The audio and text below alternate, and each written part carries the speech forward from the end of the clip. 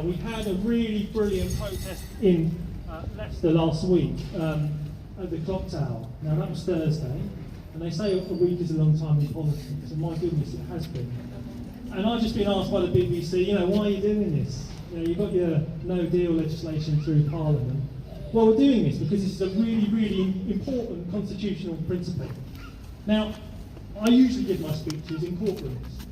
So I know as a lawyer, and any first-year law student or A-level law student will tell you, that the fundamental principle of our Constitution is parliamentary sovereignty.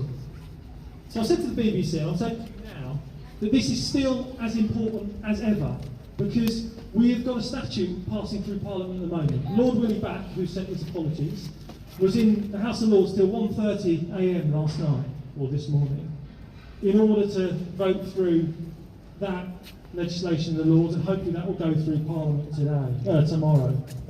But the thing is, we have a Prime Minister who's just taking us for granted.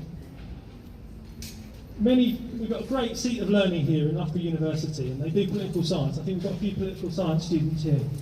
Now, you would have heard of the term, the elected dictatorship, to describe our Constitution. I think it was Lord Hailsham who came out with it. Well, that's exactly what we've got at the moment. He's behaving like a dictator. He thinks he can do what he wants, and he's saying one thing to the general public and then doing the complete opposite. Now, so when he looked into the camera and said, actually, we're going to prorogue Parliament because it's all about a Queen's speech and a domestic agenda and all of that, that was utter nonsense. He was lying. He was lying to the people of this country. That's why we're here today, because that kind of behaviour is not on. And going forward, we need to keep a check on this leader, and that's why we cannot have the prorogation of Parliament next week. We need Parliament sitting to ensure that he enforces the terms of whatever comes out of this anti-no deal legislation. Because no deal is a complete disaster. Now, there's a bogus theory that does the rounds, and it says that, well, we just need to get it over and done with. But the complete opposite is true, because if we have no deal, it puts us then into utter chaos. There's no certainty for business, there's no certainty for our workers, there's no certainty for foreign people who live here. And then we just go into years and years and years and years and years of negotiations. And that's before we get into the short-term implications. Things like the NHS who can't get workers or drugs. Things like businesses that are waiting months on end to get things that should be coming just in time.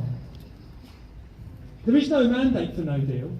Nigel Farage, during that referendum campaign, he said, Norway, they've got a good deal. Norway's got a good deal.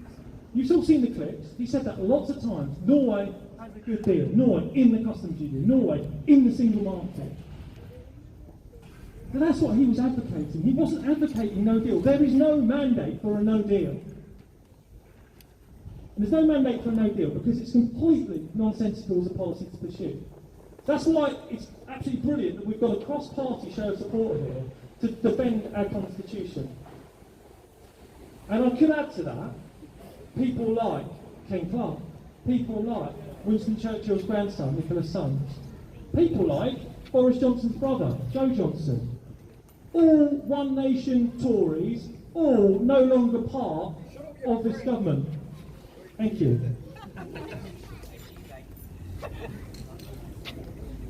And I reflect, and I think, so I don't want to make this personal, but in politics we have our words. That's pretty much all we've got. The words we have in our speeches and our proclamations, and then what we do in our actions.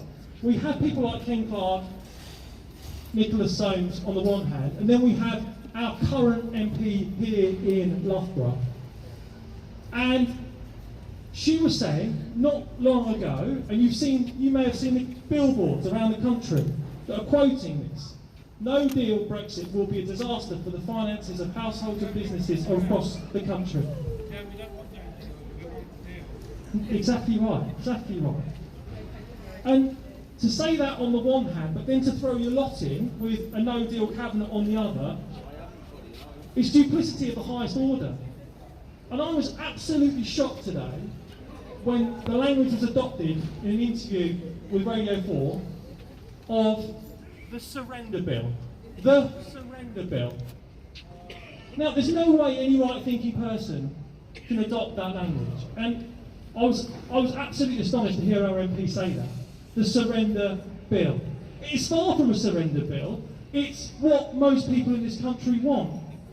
They want us to come out in an orderly and structured way. They know that no deal is an absolute disaster for our NHS, it's a disaster for our business, it's a disaster for our position in the world, it's a disaster for our fight against climate change. So far from the surrender bill, it is the centre ground bill. That is what people want, that's what Parliament wants, and that's why Boris Johnson wanted to prorogue Parliament, and that is why we have to protest this, and we have to keep going until he's gone there and adhered to the will of Parliament and got an extension under this legislation. And what's more, we need to send a message that our leaders cannot abuse our constitution, because in the future it could be somebody else, some other leader doing it for some other reason. And we have to come together across parties and realise where we can win, where we can make a difference. There is an election coming up in all likelihood, and here in Loughborough, this is a marginal seat. The way our politics work is that there are a handful of seats across the country which decide who wins elections, and you live in one of them. So we need to come together and say, hang on, you can't say I'm anti-no deal on the one hand and then join a no deal cabinet. You can't say I won't join a Boris Johnson cabinet and then join it. You can't get away with that without facing a united front at the ballot box, because you can make a massive difference here in Loughborough.